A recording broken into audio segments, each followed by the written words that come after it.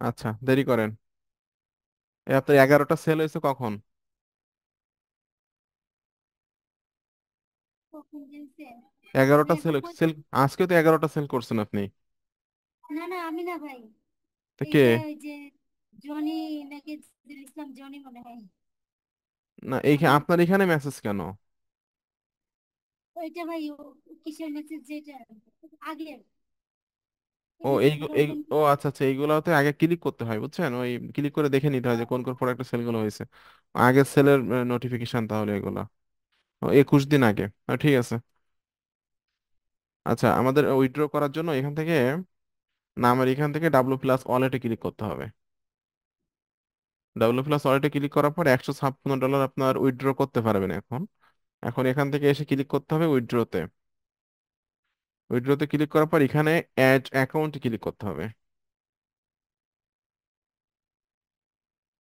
আচ্ছা, নতুন করে আবার লগ ইন করতে হবে অ্যাকাউন্টে।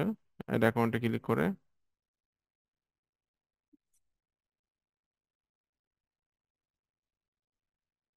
আচ্ছা, এই ট্যাবটা কেটে দিব। এখান থেকে ক্লিক করতে হবে নিউ অ্যাকাউন্ট। নিউ অ্যাকাউন্টে ক্লিক করে দিতে হবে। নিউ অ্যাকাউন্ট থেকে আমাদের ক্লিক করতে হবে ব্যাংক অ্যাকাউন্ট উইথড্রলস। যেহেতু আমরা বাংলাদেশের ব্যাংকে টাকা নিব, এখান থেকে রিসিপশন অ্যাকাউন্ট টাইপ আমাদের পার্সোনাল অ্যাকাউন্ট, পার্সোনালটা সিলেক্ট করতে হবে। আচ্ছা, ব্যাংক লোকেশন হলো বাংলাদেশ। হ্যাঁ, যেহেতু আমরা বাংলাদেশ থেকে টাকাটা রিসিভ করব, এখান থেকে আমাদের সিলেক্ট করতে হবে বাংলাদেশ। এরপর আমাদের অ্যাকাউন্ট কারেন্সি, আমরা কি কারেন্সি নিচ্ছি? ইউএসডি। আমার এখানে ইউএসডি থাকবে কারণ আমি তো ডলার নিব। ঠিক আছে, ইউএসডি থাকবে। এখান থেকে সুইপস এখান থেকে সিলেক্টে ক্লিক করতে হবে।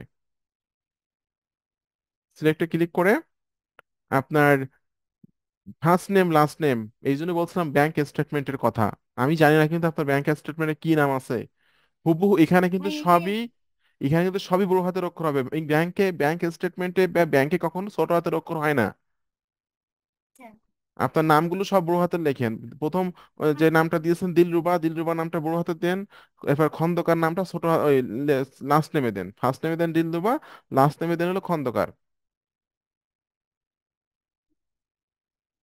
এমএসটি ডট আছে জি। হুম, এমএসটি, এই যে এমএসটি এটা। ডট স্পেস, ঠিক আছে। ভাই সুইফট কোডটা এই যে এখানে আছে, একটু দেখে নেই। হ্যাঁ, দেখে নেন দেখে নেন, আস্তে আস্তে কাজ করেন, তার কোনো দরকার নেই। ভাই এটাই আছে। দেরি করেন। ISLAM, ইসলামী BANK bank, BA Bangladesh LTD। ঠিক আছে ঠিক আছে। Account number. আমি এটা দিয়ে দিতেছি। হ্যাঁ, দিয়ে দেন, অ্যাকাউন্ট নাম্বার দিয়ে দেন। 2936 ভাই হয়ে গেছে। এটা আপনার সেভিংস তো, সেভিংস অ্যাকাউন্ট না? Savings account. ঠিক আছে ঠিক আছে। আচ্ছা, এখানে নিচের দিকে খেয়াল করেন। এখানে বলছে নট ব্যাংক অ্যাড্রেস, অর্থাৎ বাংলাদেশ ঠিক আছে। পোস্টাল কোড, আপনার আইডি কার্ডে যে পোস্ট অফিসের কোড, যে অ্যাড্রেস, সেই অ্যাড্রেস গুলো এখানে দিতে হবে। আপনার আইডি কার্ডে কি পোস্ট অফিসের কোড আছে, কি সেই কোডটা এখানে বসান। জি আচ্ছা ভাই। অথবা আপনার আইডি কার্ডের পিছনে পেজের ছবিটা তুলে আমার আচ্ছা। নিচে সিটিতে ক্লিক করেন। আপনার সিটি কি? জামালপুর না? জি জামালপুর। লেখেন জামালপুর। জামালপুর। এবার হলো স্টেট অবলিক স্টেট, এটা কি ভাই বিভাগ। বাংলাদেশ? বিভাগ না, বাংলাদেশ হবে কেন? State, country Bangladesh. স্টেট মানে হলো বিভাগ, বিভাগ। সরি। বিভাগ কি? ময়মনসিংহ। ময়মনসিংহ বিভাগ। জি। ভুল হলে আপনি বিপদে পড়বেন, আমার কিছুই হবে না। ভুল এবার হয়ে সেভে গেছে। ক্লিক করেন।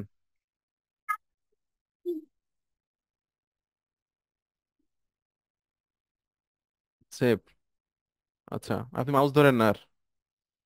আচ্ছা।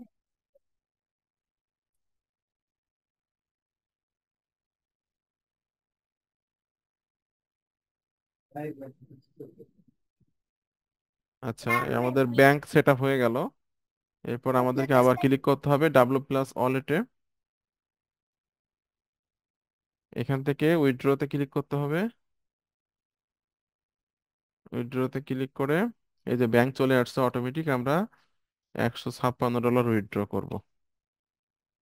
$156 এখানে কিন্তু সেন্ট দেওয়া যায় না, এই যে 44 সেন্ট এটা দিতে পারবেন না, ডলার দিতে হয়। $156 আমি দিয়ে উইথড্র ও, ফান্ডসে ক্লিক করছি।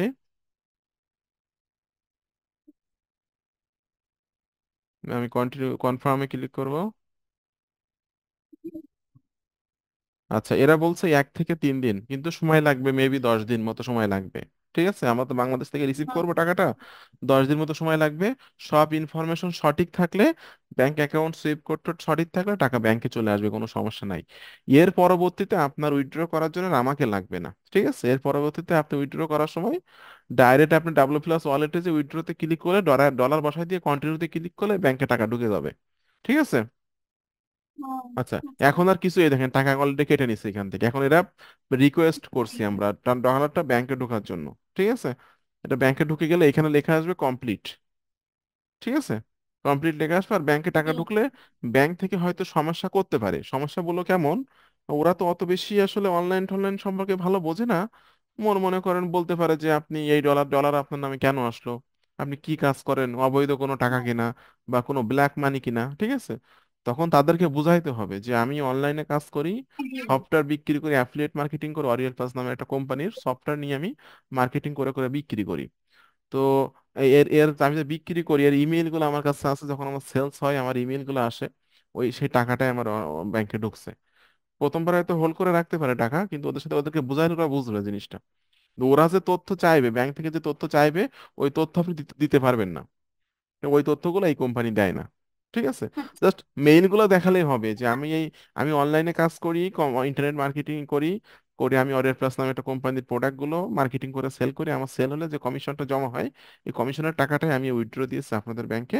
আমি এই প্রথম উইথড্র দিয়েছি এটা, এবং আমি আপনারা যারা চাচ্ছেন, এটা আমার কোম্পানি দেয় না। আমি ইমেলগুলো আমার কাছে আছে, যে সেলগুলো আমার হয়, মেইলগুলো আমার কাছে আছে। এটা বললে ওরা বুঝে নেবে এবং টাকা টলারেট করে দিবে, ব্যাংকে ঢুকে যাবে। কিন্তু ঝামেলা করার কথা না। ঠিক আছে, ডাচ বাংলা ব্যাংক ঝামেলা করে, ইসলামী ব্যাংক তত বেশি ঝামেলা করে না। তো ঠিক আছে, কাজ কাম করেন ঠিক জি। মতো।